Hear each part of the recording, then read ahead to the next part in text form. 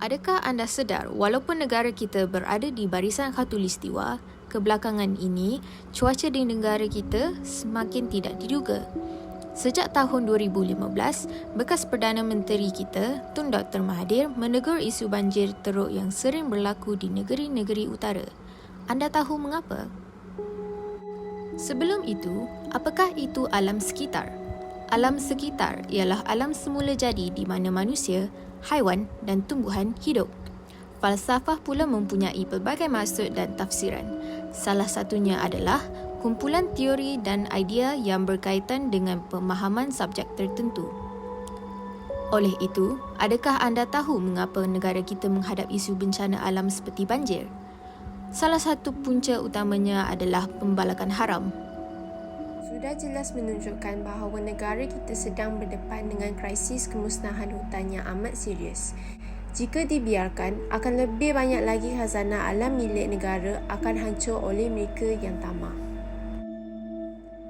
Ini berpunca daripada salah satu isu yang menjadi kontroversi besar, iaitu pembalakan haram. Sebagai negara yang mempunyai hutan berkeluasan besar, aktiviti pembalakan haram sentiasa menjadi salah satu tumpuan utama di dada-dada akhbar. Ini membawa kesan negatif dari segi sosial di mana setelah pembalakan tersebut berlaku, ia menyebabkan haiwan liar mengganggu kawasan perkampungan orang asli seperti di Gua Musang. Ini kerana haiwan tersebut telah kehilangan habitat dan mencari tempat perlindungan di kawasan baru. Pada waktu yang sama, orang asli harus hadapi akibatnya dengan mengawal situasi tersebut sementara pihak berkuasa menutup mata.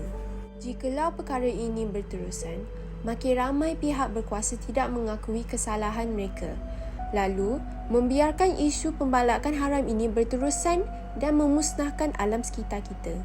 Dengan kegiatan pembalakan yang berterusan ini, akan berlaku hakisan tanah di mana akan membawa kepada masalah tanah runtuh. Selain itu, pembalakan berlesen di mana sama seperti pembalakan haram, ia membawa akibat negatif yang sama kepada alam sekitar. Perkara yang membezakan kedua-dua ini adalah satu diluluskan kerana ingin mendapatkan hasil pendapatan untuk ekonomi negara, manakala yang lainnya adalah untuk mendapatkan hasil yang berlainan motif. Misalnya, apabila terdapat hasil hutan di Sarawak yang dibalak secara haram, berjuta kerugian dialami oleh kerajaan kerana tidak dapat mengawal perkara tersebut sehingga perlu menambahkan kos untuk mengelakkan perkara itu daripada berulang. Manakala hasil hutan yang diterima daripada pembalakan berlesen adalah dari penubuhan infrastruktur yang berlebihan sehingga mengancam sumber hutan. Andai kata isu pembalakan ini berterusan sehingga menyebabkan kesan-kesan seperti tanah runtuh dan banjir, kerajaan perlu mengeluarkan lebih banyak duit bagi menangani isu-isu tersebut. Menerusi Metro Harian, penanggung insurans Malaysia menanggung kira-kira 1.5 bilion sehingga 2.0 bilion ringgit Malaysia atau 20% hingga 30% daripada kerugian ekonomi apabila bahagian yang tinggi bagi hartanah berkilangan terjejas di wilayah Persekutuan Kuala Lumpur dan Selangor. Dengan keluaran kos yang besar ini, tidakkah ia akan membawa kepada kerugian yang lebih besar? Bukan itu sahaja, sudah cukup diberi lesen, tetapi apabila membalak, mereka pembalak secara habis sehingga memudaratkan dan melenyapkan sumber hutan semula jadi yang asal. Di mana telah terjadi kelulusan pembalakan secara tebang habis di dalam kawasan hutan simpan kekal yang meliputi sebanyak 85% daripada jumlah hutan di semenanjung Malaysia. Antara kesan daripada kegiatan tebang habis ini ialah ia akan memusnahkan ekosistem secara keseluruhan.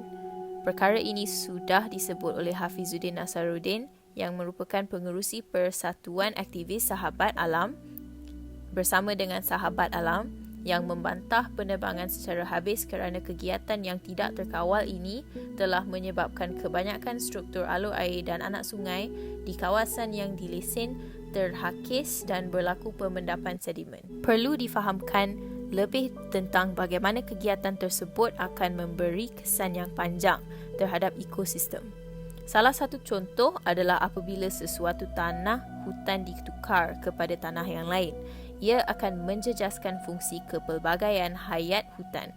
Antara nilai-nilai murni yang kita dapat perolehi daripada isu ini adalah kita mestilah menjaga alam sekitar dengan penuh cinta dan kasih sayang supaya kita dapat menghargai keindahan alam sekitar. Selain itu, kita perlulah bertanggungjawab dalam memelihara alam sekitar yang Tuhan telah anugerahkan kepada kita. Dengan sikap bertanggungjawab, kita dapat mendisiplinkan diri kita dalam mengetahui batas-batas pembalakan yang perlu dilakukan. Akhir sekali, kita haruslah sedar bahawa ekonomi bukanlah segala-galanya. Terdapat pelbagai cara lain yang kita dapat lakukan untuk meningkatkan ekonomi negara melalui perhutanan dengan cara yang lebih mesra alam. Dengan harapan, kita dapat mengamalkan cara mesra alam ini supaya kita tidak tamak dan dapat memerangi kegiatan pembalakan haram demi kelestarian hutan tropika di negara kita. Oleh yang demikian, kami menutup video ini dengan 2 rangkap pantun. Buka kedai, menjual baju, tidak untung membazir masa. Negara hijau semestinya maju apabila hutan terpelihara. Pergi ke hutan mencari rotan, menebang pokok sesuka hati. Kenapa begitu? Berhentilah, jangan. Kita perlu jaga supaya hidup aman dan harmoni.